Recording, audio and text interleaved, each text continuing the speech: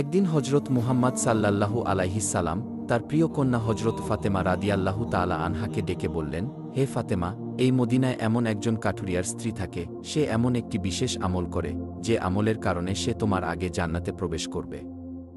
পিতার কাছে এমন কথা শুনে হজরত ফাতেমা রাদিয়াল্লাহু তাআলা আনহা বললেন, আব্বাজান, এটা কিভাবে সম্ভব?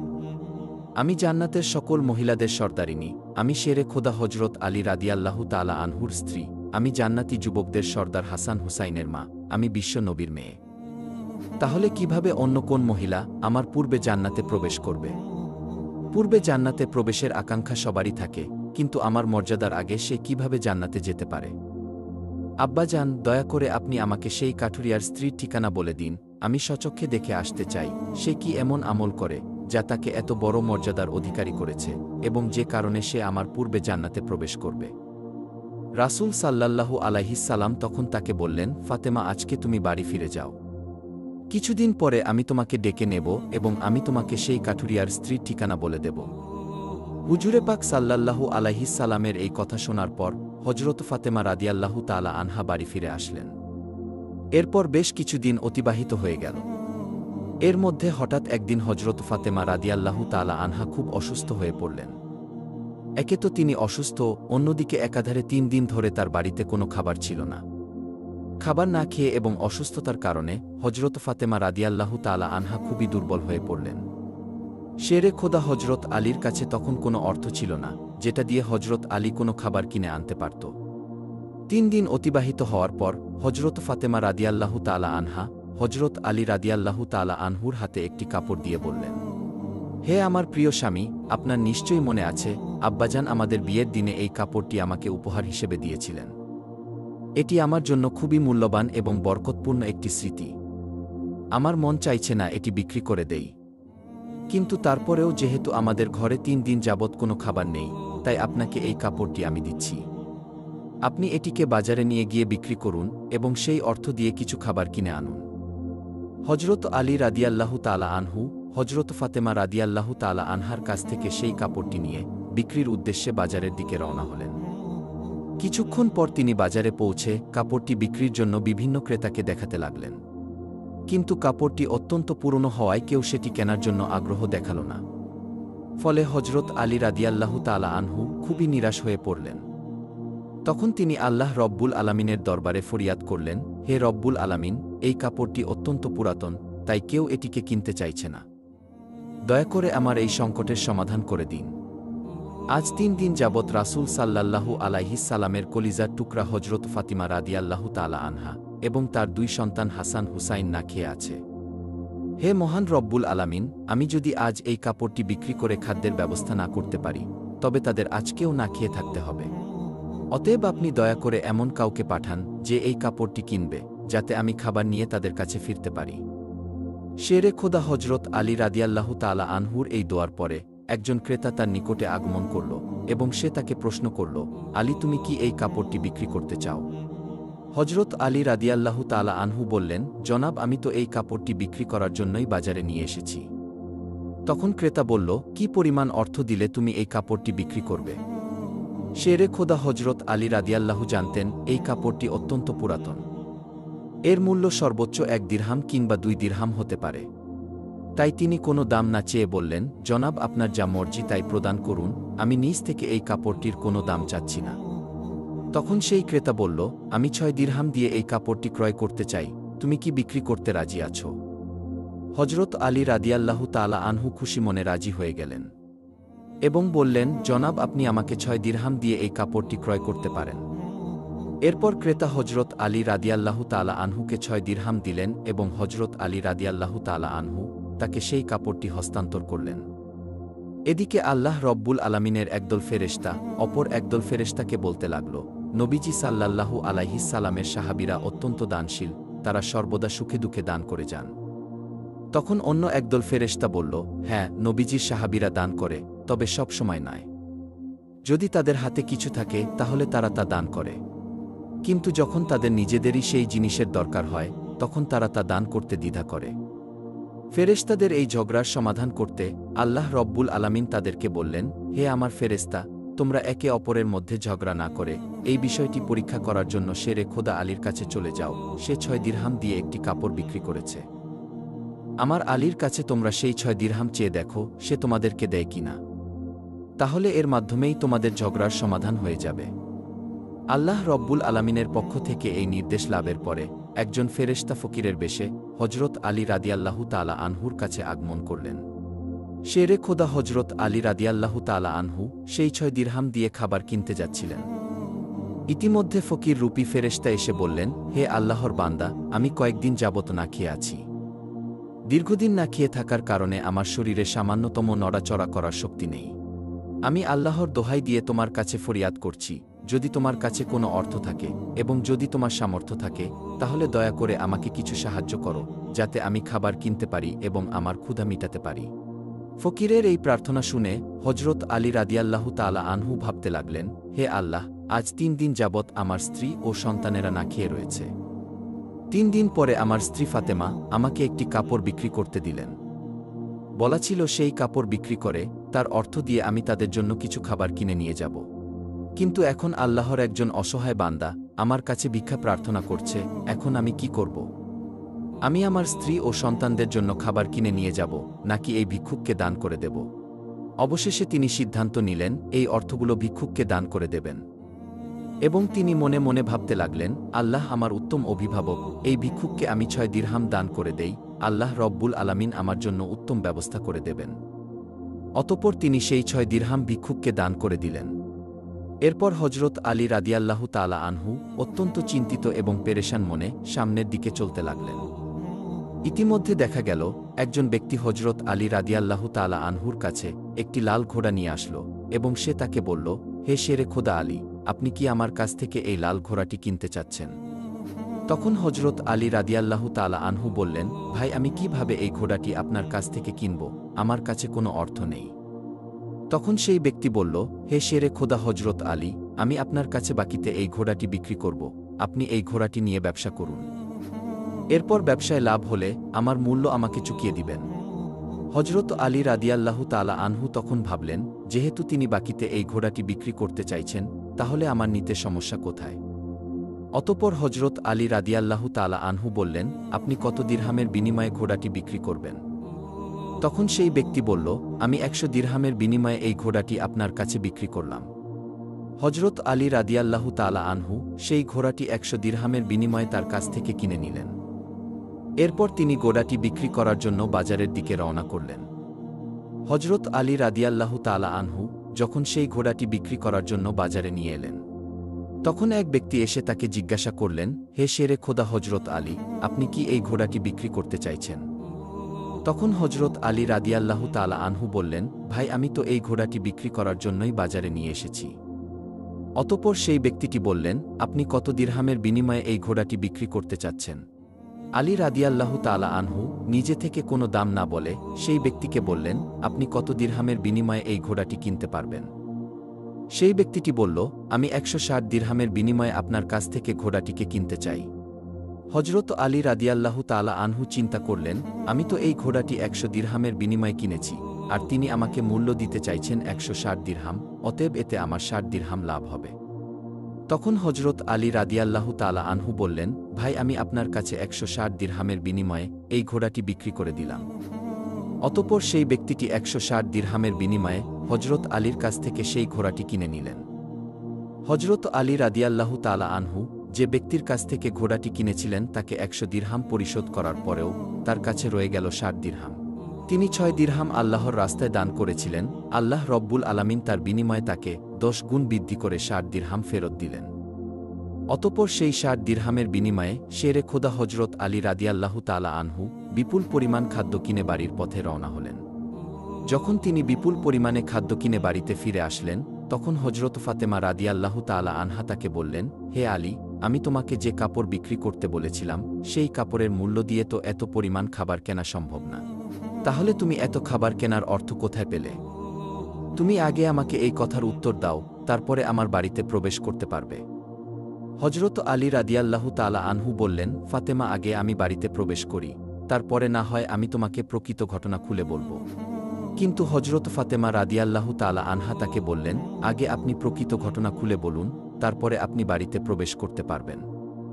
শেরে খোদা হজরত আলী রাদিয়াল্লাহু তাআলা আনহু বললেন, ফাতেমা তুমি ভালো করেই জানো, তোমার স্বামী হজরত আলী কোনো দিনই কোনোভাবেই অবৈধ অর্থ উপার্জন করতে পারে না। আমি যে পন্থায় এই অর্থগুলো উপার্জন করেছি তা সম্পূর্ণ বৈধ একটি পন্থা। অতএব এই ব্যাপারে তোমার সন্দেহ করার কোনো কারণ নেই।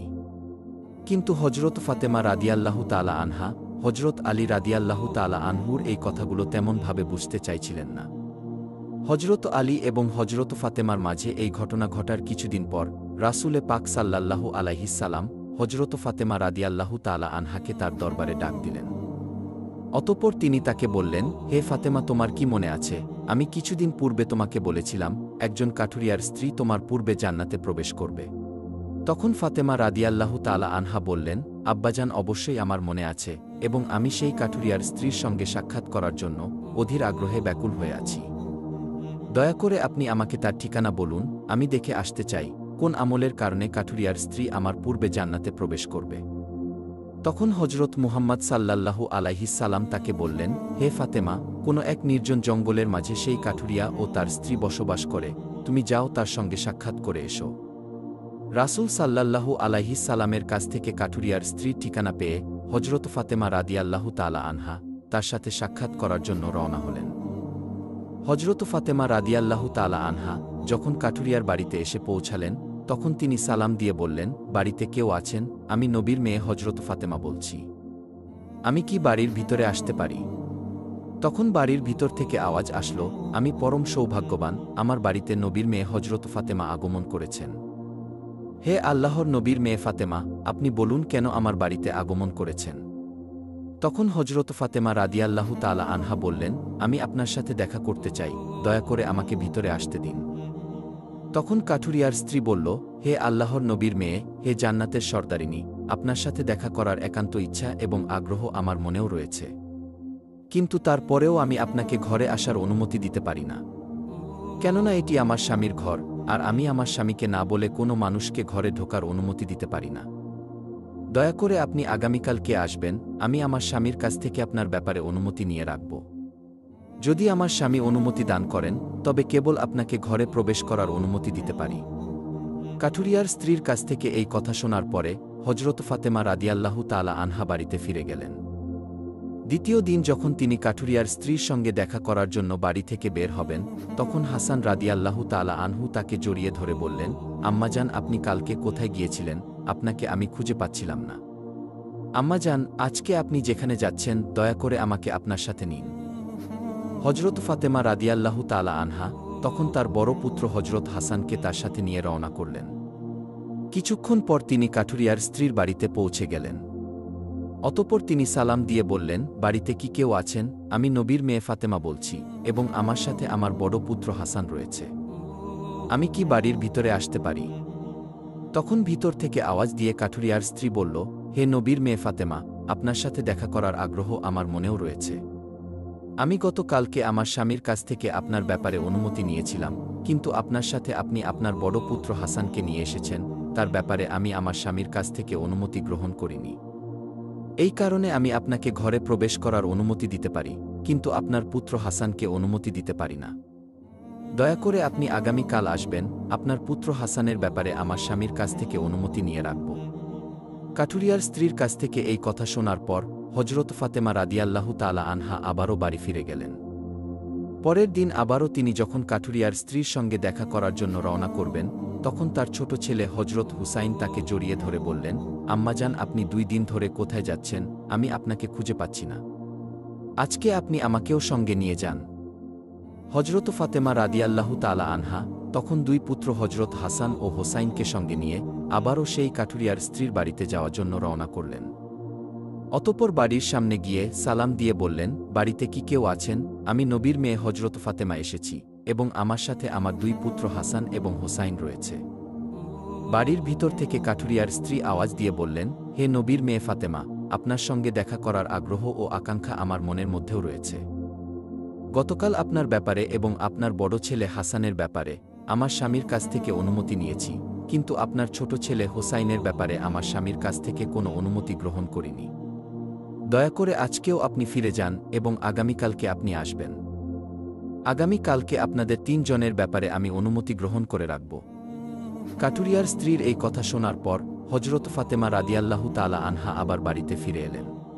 পরের দিন ভোরবেলা হজরত ফাতেমা রাদিয়াল্লাহু তাআলা আনহা ফজরের নামাজ শেষে আবারও সেই কাঠুরিয়ার স্ত্রীর বাড়ির উদ্দেশ্যে রওনা করলেন।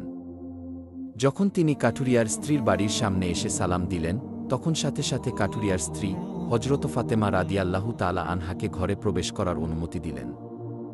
হজরত ফাতেমা রাদিয়াল্লাহু তাআলা আনহা ঘরে প্রবেশ করে দেখলেন কাঠুরিয়ার স্ত্রী বসে আছে এবং তার সাথে রাখা আছে একটি লাঠি, একটি মোটা দড়ি এবং একটি পানির পাত্র। এগুলো দেখে হজরত ফাতেমা রাদিয়াল্লাহু তাআলা আনহা তাকে জিজ্ঞাসা করলেন, আপনি এগুলো নিয়ে বসে আছেন কেন? কাঠুরিয়ার স্ত্রী বললেন, সারাদিন পরিশ্রম করার পরে যখন আমার স্বামী বাড়িতে ফিরবে তখন হয়তো তার অজু করার দরকার হবে অথবা তার পানি পান করার দরকার হবে। আমি চাই না আমার ক্লান্ত স্বামী পানির জন্য মোটেও কষ্ট পাক।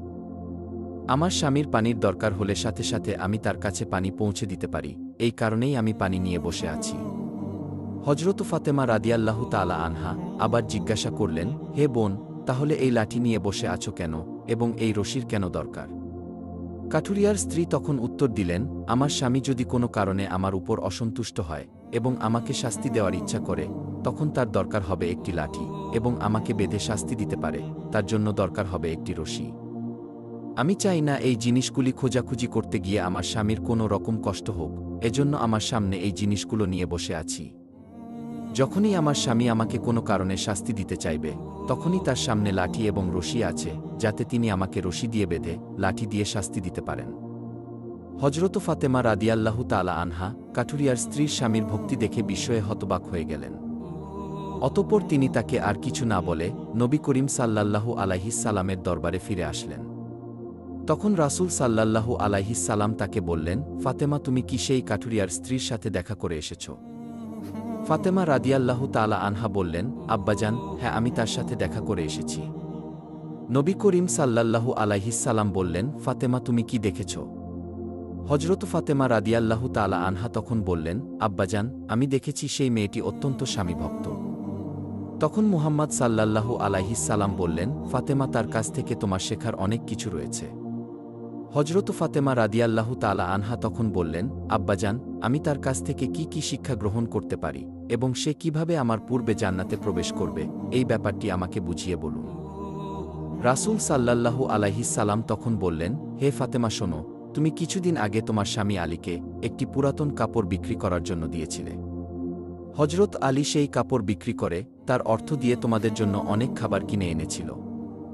কিন্তু তুমি তাকে সন্দেহ করেছিলে যে হজরত আলী সেগুলি বৈধ উপায়ে উপার্জন করেছে কিনা, আর এই জন্য তুমি তোমার স্বামীকে ঘরে প্রবেশ করতে দিতে চাইছিলে না এবং বিভিন্ন প্রশ্ন করার মাধ্যমে তাকে কষ্ট দিয়েছিলে। অথচ তুমি জানতে তোমার স্বামী হজরত আলী কোনো দিনই কোনো অবৈধ পথে উপার্জন করে না। হে ফাতেমা, তুমি যখন আলীকে সেই কাপড়টি বিক্রি করার জন্য দিয়েছিলে, হজরত আলী কাপড়টি বিক্রি করার জন্য কোনো ক্রেতা খুঁজে পাচ্ছিল না। তখন আল্লাহ রব্বুল আলামিন তার ফেরেশতা মিকাইলকে সেই কাপড়টি কেনার জন্য পাঠিয়েছিলেন। আল্লাহর ফেরেশতা মিকাইল সেই কাপড়টি আলীর কাছ থেকে 6 দিরহামের বিনিময়ে কিনেছিলেন। অতঃপর সে চিন্তিত অবস্থায় বাড়িতে ফিরে আসছিল, এমন সময় ফেরেশতা জিব্রাইল তার কাছে একটি লাল ঘোড়া নিয়ে আসে এবং হজরত আলীর কাছে 100 দিরহামের বিনিময়ে বাকিতে বিক্রি করে। হজরত আলী যখন সেই ঘোড়াটি নিয়ে বাজারে যায়, তখন ইসরাফিল ফেরেশতা হজরত আলীর কাছ থেকে সেই ঘোড়াটি 160 দিরহামের বিনিময়ে ক্রয় করে। আল্লাহ রব্বুল আলামিন 6 দিরহাম দানের বিনিময়ে হজরত আলীকে 10 গুণ বৃদ্ধি করে 60 দিরহাম ফিরিয়ে দেয় এবং সেই অর্থ দিয়েই হজরত আলী তোমাদের জন্য বিপুল পরিমাণ খাবার কিনে এনেছিল। ফাতেমা, শুনে রাখো, হজরত আলী যে কাপড়টি বিক্রি করেছিল, আল্লাহ রব্বুল আলামিন সেই কাপড়টি জান্নাতে সংরক্ষণ করে রেখেছে এবং যে ঘোড়াটি দিয়ে হজরত আলী ব্যবসা করেছিল, সেই ঘোড়াটিও আল্লাহ রব্বুল আলামিন জান্নাতে সংরক্ষণ করে রেখেছেন। কাল কিয়ামতের দিন তুমি যখন জান্নাতে প্রবেশ করবে, তখন তুমি সেই ঘোড়ার উপরে থাকবে এবং সেই কাপড়টি হবে ঘোড়ার লাগাম। ঘোড়ার লাগামটি ধরে থাকবে ওই কাঠুরিয়ার স্ত্রী, আর এই কারণেই কাঠুরিয়ার স্ত্রী তোমার আগে জান্নাতে প্রবেশ করবে এবং তুমি তারপরে জান্নাতে প্রবেশ করবে। কাঠুরিয়ার স্ত্রীর অতুলনীয় স্বামী ভক্তিই হল তার এই মর্যাদা প্রাপ্তির একমাত্র কারণ। প্রিয় বন্ধুরা, এই ছিল হজরত ফাতেমা ও কাঠুরিয়ার স্ত্রীর কাহিনী। আল্লাহ রব্বুল আলামিন এই কাহিনী থেকে আমাদেরকে শিক্ষা লাভ করার তৌফিক দান করুন।